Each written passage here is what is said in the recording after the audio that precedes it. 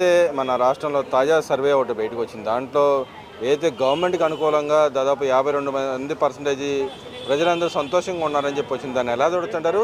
మరి ఇంకో పక్కన చూస్తే జగన్మోహన్ రెడ్డి గారు పదే పదే నేను వస్తాను, నాదే అధికారం, ఇంకా కళ్ళు మూసుకుంటే 3 సంవత్సరాలు అని చెప్పి అంటా ఉన్నాడు. ఆయనకన్నా 3% పడిపోయిన పరిస్థితి. 3 సంవత్సరాల్లో వస్తానడానికి 3% పడిపోయిన పరిస్థితి. ఎలా చూడొచ్చంటారు రెండింటిని? ఇవాళ మొన్న 2024 ఎలక్షన్లో జగన్కి ప్రజలు గట్టిగా బుద్ధి చెప్పి 11 సీట్లకి ఈ రాక్షస పాలన మాకొద్దని అంకితం చేసి 11 సీట్లకి మోకాళ్ళ దండేసి కూర్చోబెట్టారు. ఇవాళ మళ్ళీ నేను వస్తున్నానని చెప్పి జనాలను మొబ్బు పెడుతున్న మీకు, జనాలకి మాయమాటలు చెప్తున్న మావీగన్ అని చెప్పి ప్రజలకి అభద్రతా భావాన్ని తీసుకొస్తున్న నువ్వు, నీ పేటీఎం బ్యాచ్, మీరందరూ చేసిన దౌర్జన్యాలకి, నువ్వు చేసిన అరాచకాలు మీ అన్నీ బయటపడుతూ ఈరోజు ప్రజలు ఇంకా తెలుసుకొని మీకు ఇంకా సర్వేలో ఇంకా 3% తగ్గినా కూడా మీకు బుద్ధి రావట్ల. ఇవాళ ప్రజలందరూ ఎన్డీఏ కూటమి వల్ల నారా చంద్రబాబు నాయుడు గారిని ముఖ్యమంత్రి చేయడం వల్ల ఎంతో ఆనందంగా హర్షం వ్యక్తం చేస్తున్నారు. అలాంటి దాంట్లో ఇంకా నువ్వు వస్తున్నాను, నేను ఇంకా 2 ఏళ్ళలో నేను వస్తున్నానని ప్రజలను ఏమాత్రం మాయ చేయలేవు జగన్మోహన్ రెడ్డి. ఎందుకంటే నిన్ను జనాలు మర్చిపోతున్నారు. ఏదో పబ్జీ ఆడుతున్నట్టుగా ఆడుతూ, ఇంట్లో ఖాళీ టైంలో దొరుకుతూ, ఏదో విషయంలో వచ్చే సందర్భంగా బయటకు వచ్చి ఓ ప్రెస్ మీట్ పెట్టి ఓ పేపర్ చదివి, ఎవరో ఇచ్చిన తలమాసిన పేపర్ ఒకటి చదువుతూ, ఆ పేపర్ చదవడం కూడా నీకు కుదరక జనాల్లో మరీ పెచ్చ ఫుల్ అని, ఈ పెచ్చ పువ్వు అని ఎర్ర పువ్వు ఉంటుంది కదా, అలా అయిపోతున్నావు ప్రతిసారి ప్రెస్ మీడియా ముందు. ఈరోజు జనాలు ఇంకా నిన్ను నవ్వుల పాలు చేసుకుంటున్నావు నువ్వు జనాల్లోకి వచ్చి. ఇలాంటి క్రమంలో జనాలు నిన్ను టామ్ అండ్ జెర్రీలా నిన్ను చూస్తున్నారే కానీ నువ్వు ఏదైనా సరే అది నువ్వు మంచి చేయలేక మళ్ళీ దాన్ని పుల్లలు పెట్టడానికి నువ్వు చూస్తున్నారే కానీ నువ్వేమి చేయలేవు, ఏమి నీ వల్ల కాదని ప్రజలు డిసైడ్ అయ్యి మళ్ళీ నువ్వు 2 సంవత్సరాలు ఓడిపోయిన తర్వాత కూడా నిన్ను ఇంకా 3% నిన్ను తగ్గించి చేశారంటే జనాలు నీకు ఎంత బుద్ధి చెప్తున్నారో గుర్తుపెట్టుకో. అంటే ఇక్కడ మనం చూసుకుంటే ప్రధానంగా ఏదైతే పథకాల వారీగా సమీక్ష చేశారు, దానిలో భాగంగా ఏదైతే మహిళా బస్సు సంబంధించిన అంశంలో 95%, అన్నా క్యాంటీన్లో 92% ఇచ్చిన పరిస్థితి. అంటే ఈ రెండింటిని ఇప్పుడు జగన్మోహన్ రెడ్డి గారు చెబుతూ పదే చెబుతున్నారు, సూపర్ 6 లేదు, సూపర్ 7 లేదు, ఏ పథకం అందట్లేదు, ప్రజలు సంతోషంగా లేదని పదే చెబుతున్నారు. ఈ రకంగా పర్సంటేజ్ ప్రకారం చూసుకుంటే అందులో సంతోషం ఉంటాను ఎలా చూడొచ్చు అంటారు? ఇక్కడ ఈయన పెట్టిన 2014లో మన రాష్ట్రం అప్పులో 11,000 కోట్ల లోటు బడ్జెట్తో వచ్చిన మన రాష్ట్రాన్ని ఆ రోజు నారా చంద్రబాబు నాయుడు గారు అయితేనే మనకి కరెక్ట్ ఎన్డీఏ కూటమే ఉండాలని ఆ రోజు ప్రజలు ఎలా డిసైడ్ చేశారో, ఇతను పిచ్చి భ్రమలను నమ్మి 2019 గద్దెనెక్కిస్తే ఇతను గద్దెనెక్కి నవరత్నాలను చెప్పి జనాలను మోసం చేస్తూ ఎస్సీ సబ్ప్లాన్లు మొత్తం, బీసీ సబ్ప్లాన్లు మొత్తం ఎత్తేసి మందు నిషేధం చేస్తానని చెప్పి చేయకుండా దాని మీద మందు మీద కల్తీ మద్యం పెట్టి దాని మీద రేట్లు పెంచి జనాలను మోసం చేసి ప్రాణాలు తీసిన వ్యక్తి జగన్మోహన్ రెడ్డి. ఈరోజు ఇదే కూటమి గవర్నమెంట్ 2024లో గెలిచిన తర్వాత పెట్టిన సూపర్ 6 అనే పథకాల్లో ఈరోజు ఆడబిడ్డలకి ఉచిత బస్సు అని ఏదైతే చెప్పారో 93% ఇవ్వడం అయ్యింది. అన్నగానే రావడంతో అన్నా క్యాంటీన్లు రీఓపెన్ చేశారు. పేద ప్రజల కడుపు కొట్టిన 5 రూపాయలు కూడా 5 రూపాయలతో అన్నం పెట్టలేని దుర్మార్గు పాలన చేసినవి నువ్వు. ఈరోజు చంద్రబాబు గారు ముఖ్యమంత్రిగా సంతకం పెట్టిన వెంటనే మొదటి నెలలోనే 4,000 రూపాయల పెన్షన్ పెంచి అన్నా క్యాంటీన్లు రీఓపెన్ చేసి ఈరోజు ఏ గుమస్తా అయినా సరే, ఏ కూలి వ్యక్తి అయినా సరే, ఏ మధ్యతరగతి కుటుంబం ఈ ఊరి నుంచి ఇంకో ఊరికి వెళ్ళే క్రమంలో ఎక్కడ నా దారిలో భోజనం దొరకకపోతే అన్నా క్యాంటీన్ దగ్గరికి వెళ్ళి ఈరోజు కడుపు నిండా 5 రూపాయలు ఇచ్చి భోజనం చేసే వైనం చూస్తున్నాం మనం. అలాంటి వైనంలో ఈరోజు నీ వెనక ప్రజలు ఉంటారని నువ్వు ఎలా అనుకుంటున్నావు? ఇంత మంచి ఏ రోజు నువ్వు చేసావు? నోటి దగ్గర కూడు లాగేసిన వ్యక్తి నువ్వు, నోటి దగ్గర అన్నం పెట్టి కడుపు నింపుతున్న వ్యక్తి నారా చంద్రబాబు నాయుడు. మరి అదేవిధంగా సర్వేలోనే ఏదైతే మహిళలకు సంబంధించిన అంశంలో ఇంకో అంశానికి వస్తే మిగతా సంక్షేమ పథకాలకి 60% ఇచ్చారు, కానీ ఏదైతే గ్యాస్ సిలిండర్ వ్యవహారంలో 30% ఇవ్వడం జరిగింది. నిజంగానే గ్యాస్ సిలిండర్ వ్యవహారంలో ఎందుకని 30% పడిపోవడానికి కారణం ఏంటంటారు? సార్ 30%కి వచ్చి ఆపేలేదండి. దాన్ని ఏం జరుగుతుందంటే మన లోటు బడ్జెట్లో ఉన్న రాష్ట్రాన్ని పైకి తీసుకొద్దామని చూస్తే ఈ దుర్మార్గుడు జగన్మోహన్ రెడ్డి వాళ్ళ పేటీఎం బ్యాచ్ వీళ్ళందరూ 2019 నుంచి 2024 వరకు మొత్తం రాష్ట్రాన్ని అతలోకొతలం తీసుకెళ్ళి తోసేశారు. ఇప్పుడు కూటమి వచ్చిన తర్వాత ఇది ప్రజలు తెలుసుకొని ఆయన గద్దె దింపి 2020లో కూటమికి అధికారం ఇచ్చిన తర్వాత ఈ అన్ని పథకాలు ఇస్తానన్నమాట వాస్తవం, ఇస్తున్నది కూడా వాస్తవం. కానీ కొద్దిగా మనకు రాబడి చూసుకోవాలి, ఇప్పుడిప్పుడే మనకు కంపెనీలు వస్తున్నాయి, మనకు పెట్టుబడులు వస్తున్నాయి, మన ఆదాయం చూసుకోవాలి కదా. ఎక్కడా లేనిది ఉద్యోగస్తులకి జీతాలు కూడా ఇవ్వని వైనం చూసాం మనం. కానీ ఈరోజు 1వ తారీఖు కల్లా జీతాలు 1వ తారీఖుకి ముందు రోజు 31వ తారీఖే పెన్షన్లు, ప్రతి నెల రేషను, ఏ ఇంటింటికి వెళ్ళి పెన్షన్లు ఇచ్చేసి కరెక్ట్గా 3 గంటల్లో పెన్షన్లు క్లియర్ చేస్తున్న రాష్ట్రం ఈరోజు ఏదైనా ఉందంటే అది ఆంధ్ర రాష్ట్రం, ఎన్డీఏ కూటమి, నారా చంద్రబాబు నాయుడు గారు. అలాంటప్పుడు కొన్ని పథకం ఇలాగే గ్యాస్ సిలిండర్ పథకంలో కూడా కొంత పర్సంటేజ్ ఇవ్వడం జరిగింది. మరి కొంత కూడా రానున్న 2-3 నెలల్లో మిగిలింది కూడా భర్తీ చేస్తామని నారా చంద్రబాబు నాయుడు గారు, లోకేష్ గారు, పవన్ కళ్యాణ్ గారు వ్యక్తం చేయడం కూడా జరిగింది. మరి అదేవిధంగా చూసుకుంటే బీసీల్లో కొంత వ్యతిరేకత పెరిగిందనే మాట కూడా దాంట్లో సర్వేలో చూడడం జరిగింది. నిజంగానే బీసీ పార్టీ అంటే టీడీపీ అని చెబుతూ ఉంటారు గతంలో కూడా. అదేవిధంగా మొన్న అయితే కమిటీ రియాగ్నేషన్లో అయితే పార్టీ రియాగ్నేషన్లో కూడా అలాగే ఇచ్చిన పరిస్థితి. మరి ఓవరాల్ చూసిన బీసీలు ఎందుకని కొంత వెనకబాటు ఉందంటారు ఇక్కడ? ఏమండి, అసలు బీసీలు పార్టీ అంటేనే తెలుగుదేశం పార్టీ, తెలుగుదేశం పార్టీ అంటేనే బీసీలు. ఈరోజు బీసీలకి పెద్దపేట వేస్తున్నది పార్టీ, ఏకైక పార్టీ ఏదైనా ఉందంటే అది ఎన్డీఏ కూటమి తెలుగుదేశం పార్టీ.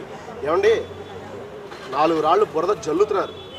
అలాంటి జల్లుల గురించి ఊడతూపులకి చింతకాయలు రాలు, గుర్తుపెట్టుకోండి. మీలాంటి ఎంత అపప్రచారం చేసినా కూటమికి ఏమవ్వదు. మళ్ళీ రానున్న రోజుల్లో కూడా బీసీలు ఒక బీసీలే కాదండి, ఎస్సీ ఎస్టీ మైనార్టీలు కూడా ఈరోజు నిన్ను వదిలేసి ఈరోజు ఎన్డీఏ కూటమి వైపు చూస్తుంది. అందుకే నీకు నా ఎస్సీలు, నా ఎస్టీలు, నా బీసీలు అన్న నిన్ను ఈరోజు మళ్ళీ 3% కూడా డౌన్ చేసిన వైనం చూస్తున్నాం. అంటే ఇక్కడ బీసీలు ప్రత్యేకంగా గతంలో దాడులు జరిగిన పరిస్థితి, దాని విషయంలో చర్యలు తీసుకోలేదన్న కొంత అసంతృప్తి ఏమైనా ఉందంటారా? గత గవర్నమెంట్లో జరిగిన అంటే ఇప్పుడు తగ్గడానికి కారణం అది అన్న అయ్యి ఉండొచ్చా? చట్టం తీసుకురావడం కొంచెం డిలే అవడం కూడా కొంచెం అనిపించింది అంటారా అక్కడ? ఏమంటే చట్టం తన పని తను చేసుకుని వెళ్తుంది, దానికి ఒక సమయం ఇవ్వాలి. బీసీల మీద ఎన్ని దాడులు జరిగినాయో, బీసీలు మనుషుల్ని ఎంత మాచర్లలో కానీ, మన చిత్తూరు జిల్లాలో కానీ ఎలా వైనం చూసామంటే, మైలవరం నియోజకవర్గంలో కానీ, తిరువూరు నియోజకవర్గంలో ఎస్సీల మీద దాడులు కానీ, ఇలాంటివన్నీ అందరికీ గుర్తున్నాయని ఒక్కొక్కటి క్లియర్ అవుతుంది. ఎందుకంటే చట్టం మనం అధికారంలోకి వచ్చాం కదా అని చెప్పేసి ఏ గవర్నమెంట్ అయినా సరే చొక్కా పట్టుకొని లాగదు. వాళ్ళకు ఒక నామ్స్ ఉంటాయి, వాళ్ళ ఎంక్వైరీ వాళ్ళకు ఉంటుంది. ఇన్వెస్టిగేషన్ చేసుకొని ప్రతి బీసీలకి జరిగిన దాడులకి, బీసీలకి, ఎస్సీ ఎస్టీలకి, మైనార్టీలకి జరిగిన దాడుల్ని ఈ ఎన్డీఏ కూటమి ఎండకట్టిద్దని గుర్తు చేస్తుంది. అదేవిధంగా చూసుకుంటే వాళ్ళ జగన్మోహన్ రెడ్డి గారు అలహంకా ప్యాలెస్ అయిపోయింది, మళ్ళీ ఇప్పుడు హైదరాబాద్ ప్యాలెస్ ఆరబోతున్నారు. దాన్ని ఎలా చూడొచ్చు అంటారు? అర్థం కాదు. నిన్నటి దాకా తాడేపల్లి అయిపోయింది, తాడేపల్లి తర్వాత అలహంగా అయిపోయింది, బెంగళూరు ప్యాలెస్ అయిపోయింది, ఇప్పుడు మళ్ళీ హైదరాబాద్ ప్యాలెస్ చేరబోతున్నాడు. దాన్ని ఎలా చూడొచ్చు అంటారు? ఎందుకని ప్యాలెస్ చుట్టూ తిరుగుతున్నారు? లేకపోతే ఏమన్నా సెంటిమెంట్ ఏమన్నా మళ్ళీ పాదయాత్ర చేసే ముందు అక్కడ గురువు శిష్యులు కలిపి మళ్ళీ ఏమన్నా ప్లాన్ చేసుకుని వస్తారంటారా? ఏమండి, అక్కడ మీకు ఒకటి చెప్పాలి. జగన్మోహన్ రెడ్డికి ప్యాలెస్ల పిచ్చి లేదండి, భారతీకి ప్యాలెస్ల పిచ్చి. ఆ భారతీకి ప్యాలెస్ల పిచ్చిలో భారతీకి ప్యాలెస్లు కట్టి ఇవ్వలేదనుకోండి, ఆవిడకి ఈ నెల ఇక్కడ ఉంటే అక్కడ ఉండాలి, ఈ ప్యాలెస్లో ఉందాం, ఈ ప్యాలెస్లో ఇక్కడ ఉందాం అనే ఒక వైనం. ఏ ఊరు వెళ్తే ఒక ఊర్లో ప్యాలెస్ కావాలి. ఆఖరికి ప్రభుత్వ గవర్నమెంట్ స్థలాల్లో కూడా పార్టీ ఆఫీస్ అని కట్టేసి సచివాలయాల్లో ప్యాలెస్లాగా నిర్మించారు. వీళ్ళకి ఏంటంటే ఆ ప్యాలెస్లు పిచ్చి ఒకటి ఉంది. ఎక్కడికి వెళ్తే అక్కడ ఒక 30 ఎకరాల్లో 40 ఎకరాల్లో ప్యాలెస్లు కట్టుకునే పిచ్చి ఒకటి ఉంది. ఆ పిచ్చి నుంచి బయటికి రావడానికి ఈయన పబ్జీ అని ఒకడేమో పబ్జీ ఆడుకుంటూ ఉంటాడు. ఈ పబ్జీలో ఎక్కడికి వెళ్ళి ఆ లోపల పర్సన్స్ ఉంటారు, ఇక్కడికి వెళ్తే ఇక్కడ చచ్చిపోతామని చెప్పేసి అక్కడికి వెళ్ళి ప్యాలెస్ కట్టేసుకొని అక్కడే ఉందాం, ఇక్కడ జాగ్రత్తగా ఉండి ఆ పబ్జీ లాగా క్రియేట్ చేసుకుంటారు వీళ్ళు మొగుడు పిల్లలు ఇద్దరు కూర్చొని ఆడుకుంటూ. అందువల్ల ఆయన పాత గురువు గారు వెళ్ళి హైదరాబాద్లో కూర్చొని ఎంత మంత్రాలు నడిపినా అక్కడ ఆయన రాడు, ఇక్కడ ఈయన రాడు. ప్రజలు మిమ్మల్ని నమ్మే పరిస్థితి లేదు. మరి అదేవిధంగా చూసుకుంటే ఇవాళ ఆయన మళ్ళీ లండన్ పర్యటనకి వెళ్ళబోతున్నాడు, అది కూడా పర్మిషన్ తెచ్చుకుంటే ఇవాళ ఆయన తిరిగిన తిరుగుళ్ళకి ఆయనకి ఇక్కడ వాతావరణం పడతలేదంట, అందుకని అర్జెంటుగా లండన్ వెళ్ళబోతున్నాడు. దాన్ని ఎలా చూడొచ్చు? వెళ్ళిపోమనండి ఆంధ్ర రాష్ట్ర ప్రజలు. ఈయన నిజంగా లండన్ వెళ్ళిపోతే లండన్లో ఉన్న ప్రజలు పాపం చేసుకున్నట్టు, ఇక్కడ ఉన్న ప్రజలు పుణ్యం చేసుకున్నట్టు. ముందు ఆయన ఇక్కడ ఎందుకంటారు? ఏమండి, మీరే చెప్తున్నారు 3% తగ్గిపోయిన దానికి. ఇంకా ఉంటే మనుషులు జనం రోడ్డు మీదకి వచ్చి కొడతారేగా, మళ్ళీ పాదయాత్రని మొదలు పెట్టడం దేనికి మొదలు పెట్టాలి? అసలు ఈ రోజు నువ్వు నిత్యంగా జనాల్లో ఉండకుండా నీకు గుర్తొచ్చినప్పుడు ప్యాలెస్లో నుంచి బయటకు వచ్చి ఆ ప్యాలెస్ నుంచి కూడా బయటకు రావు, ఆ గుమ్మం దాటి పక్క రూమ్లోకి వెళ్ళి ప్రెస్ మీట్ పెడుతున్నావు.